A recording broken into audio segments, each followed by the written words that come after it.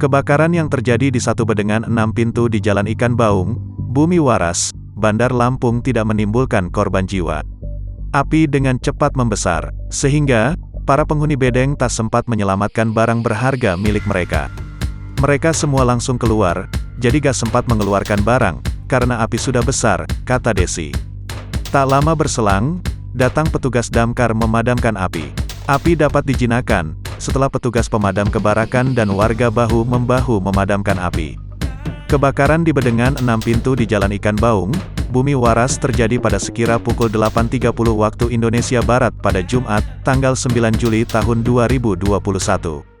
Kurang lebih setengah jam setelahnya api bisa dipadamkan, kata Aprianto, salah satu penghuni bedeng. Dirinya memastikan tidak ada korban jiwa dalam kebakaran tersebut. Syukur gak ada yang luka, kita orang langsung keluar begitu lihat api, ujarnya dirinya. Kebakaran yang terjadi di bedengan yang ada di Bumi Waras ini, sempat membuat panik penghuninya.